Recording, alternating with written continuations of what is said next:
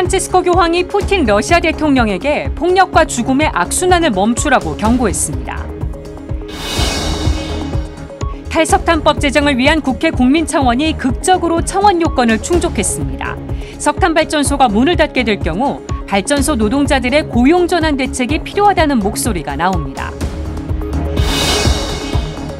제12회 해외 선교의 날을 맞아 해외 선교의 중요성을 되새기고 선교사들의 경험을 나누는 자리가 마련됐습니다. 천주교가 동성중고 운영을 맡은 지 올해로 100년이 됐습니다. 한국 가톨릭 중등교육 100년을 돌아보는 심포지엄이 열렸습니다.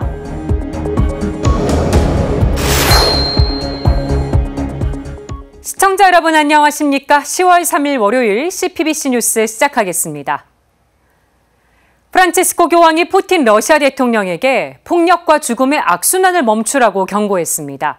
교황이 푸틴 대통령의 이름을 거론하며 전쟁 종식을 촉구한 건 이번이 처음입니다. 맹현균 기자가 보도합니다. 바티칸 성 베드로 광장에서 거행된 주일 3종 기도. 프란치스코 교황은 기도를 바치기 전에 우크라이나 전쟁을 가장 먼저 언급했습니다. 통상 3종 기도가 끝난 뒤 전 세계 현안에 대한 입장을 밝히는데 이날은 달랐습니다.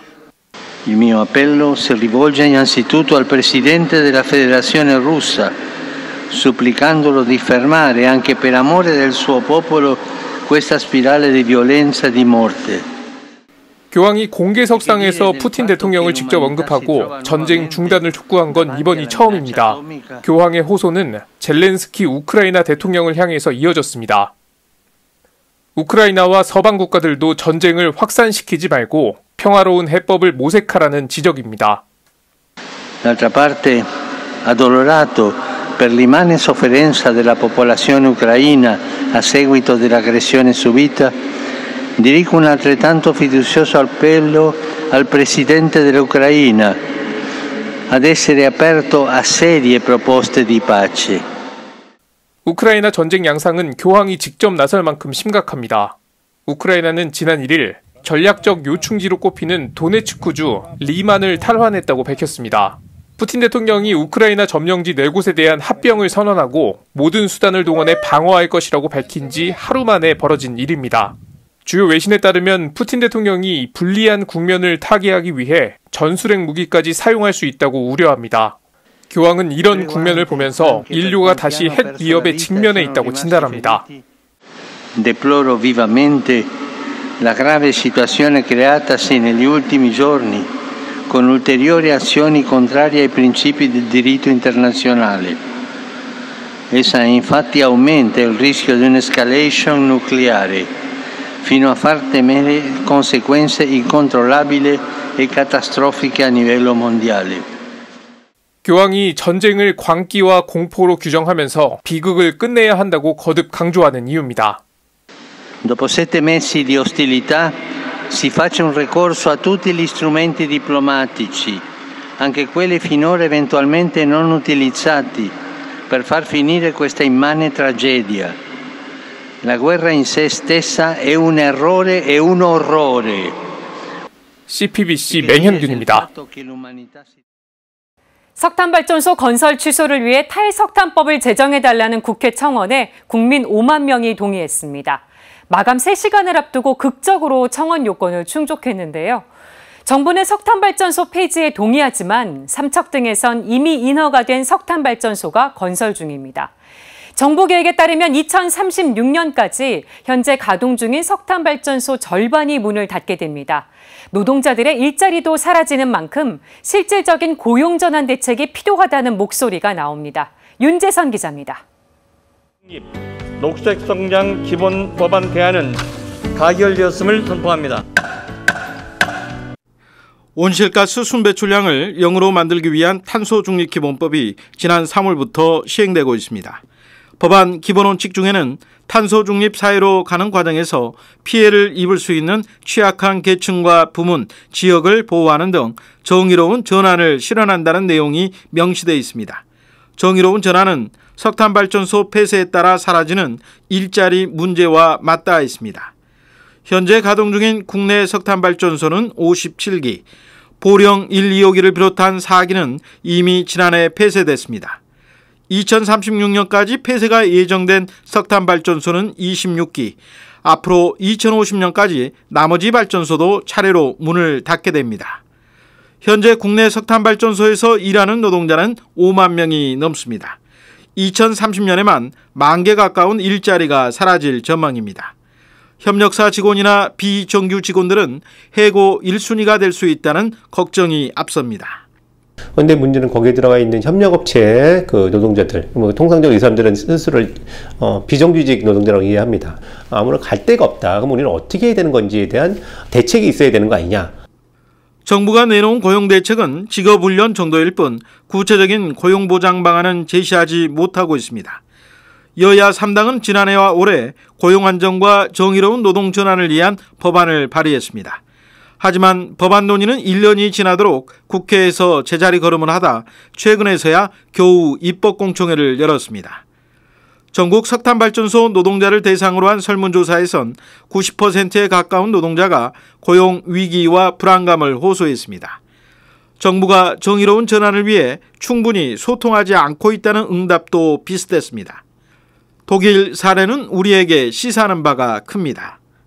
수많은 대학 프로그램들을 만들고 이걸 폐쇄하면 어떤 대안이 있을 수 있는지, 그리고 폐쇄는 언제까지 어떤 강도로 할 것인지 등등들 논의하고, 또 그 피해받는 노동자나 지역 공동체에 어떤 지원을 할 수 있는 건지 논의를 쭉 해왔던 거죠. 이를 위해선 이해 당사자인 노동자들의 참여가 반드시 보장돼야 한다고 말합니다. 정의로운 전환은 그 노동자의 참여 없이 가능하지 않고, 정의로운 전환을 위해서는 탄소 중립을 위한 산업 및 노동 전환의 과정과 그 결과가 공정하고 정의로워야 합니다. 무엇보다 탈석탄을 통한 기후위기 대응이 절실한 만큼 정의로운 전환을 위한 고용불안 해소 대책 마련에 함께 지혜를 모아야 할 때입니다. CPBC 윤재선입니다. 평신도로부터 시작된 한국천주교회. 하지만 사제를 양성하고 기반을 다지기까지 외국인 선교사들의 헌신이 있었습니다. 한국천주교회는 이제 받는 교회에서 나누는 교회가 됐는데요. 1,100명이 넘는 선교사가 세계 곳곳에서 복음을 전하고 있습니다. 해외 선교의 날 행사가 3년 만에 대면으로 열렸습니다. 앵커 리포트로 전해드립니다. 해외 선교의 중요성을 되새기고 선교사들의 생생한 경험을 나누는 자리. 12번째 해외 선교의 날 행사가 살레시오회 관고관 성당에서 열렸습니다. 행사 중엔 캄보디아에서 코미소 직업기술학교를 운영 중인 한국외방선교회 사제들의 영상이 상영됐습니다. 사제들은 형편이 어려운 아이들에게 기술을 가르치며 복음의 씨앗을 뿌리고 있습니다.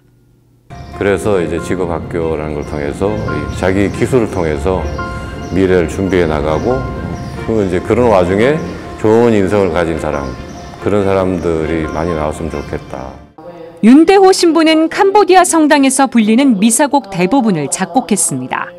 노래로 부르는 가장 큰 이유가 사실은 신자분들이 기도문을 제대로 외우기가 힘들기 때문이에요. 그리고 특히나 문맹률이 높은 나라고요. 그러다 보니까 이처럼 세계 각지에서 그리스도의 향기를 전하고 있는 한국인 선교사는 현재 1,100명이 넘습니다.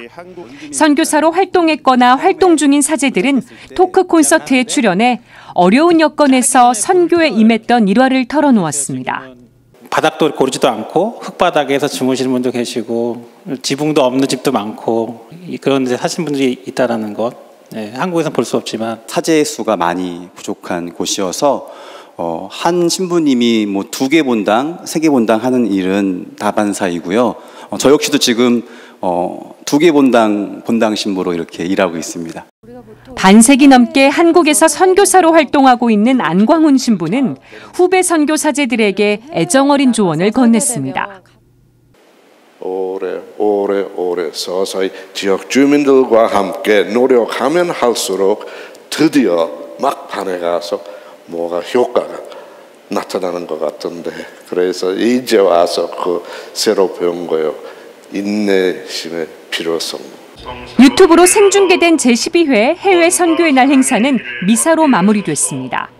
미사를 주례한 주교회의 해외선교 교포사목위원회 총무 김동원 신부는 신자들에게 선교의 수호자가 되어달라고 말했습니다. 오늘 이 자리에 함께하는 우리 모두도 선교사가 일하는 그 땅에 함께할 수는 없는 상황이지만 관심과 기도와 후원으로 선교의 수호자가 되어주시기를 바랍니다. 지금까지 앵커 리포트였습니다. 천주교가 동성중고등학교 운영을 맡은 지 올해로 꼭 100년이 됐습니다. 이를 기념해 가톨릭 중등교육 100년을 돌아보고 새로운 100년을 내다보는 자리가 마련됐습니다. 김현정 기자가 취재했습니다. 앳된 모습의 중학생들이 무대에 올라 흥겹게 노래를 부릅니다. 기타와 키보드 등 다양한 악기 연주도 흥을 더해줍니다.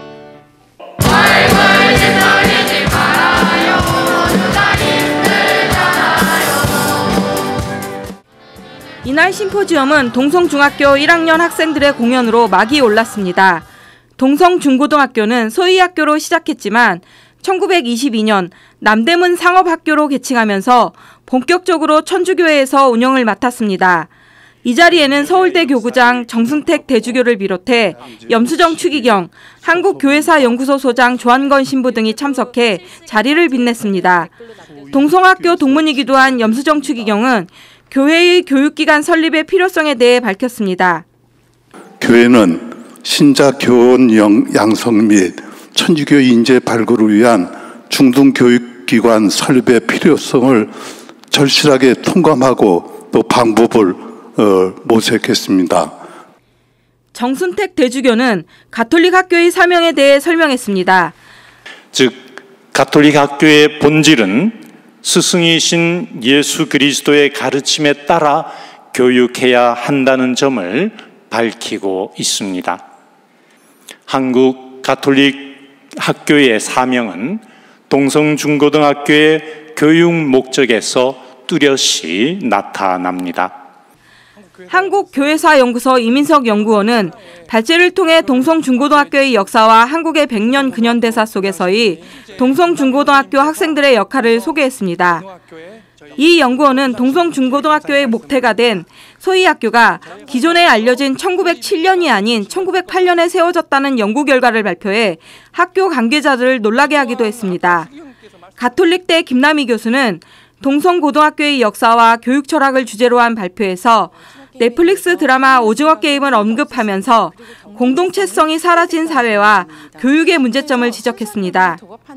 김 교수는 이어 이러한 한국 교육의 현실에서 인간 중심의 교육, 공동체성 회복을 위해 100년 동안 노력해온 가톨릭 교육의 철학을 재조명하기도 했습니다. 서강대 신학연구소 김선필 연구원은 동성학교가 배출한 인물을 통한 가톨릭 학교의 전망을 발표했습니다. 김 연구원은 염추기경, 만화가 고우영 하백, 영화배우 안성기 씨 등 동성이 배출한 사회적 명망가의 면면과 이들의 업적을 소개해 눈길을 끌었습니다. 가톨릭대 교육대학원 김경희 교수는 한국 가톨릭학교 교육 현황 및 발전과제 연구 발표를 통해 가톨릭학교 정체성 구현을 위한 교육 이념과 방식을 소개했습니다. 이 자리에는 제주 교구장 문창호 주교와 대전 가톨릭대학교 김정환 신부, 성심수녀회 김유록 수녀, 돈보스코 청소년 영성사목연구소 이진옥 연구원이 토론자로 참여했습니다. 이 밖에도 학교법인 사무총장 김영욱 신부, 개성고 교장 민혜숙 수녀 등 가톨릭 학교 교육 담당자들도 함께했습니다. CPBC 김현정입니다. 이상으로 CPBC 뉴스를 마칩니다. 시청해주신 여러분 고맙습니다.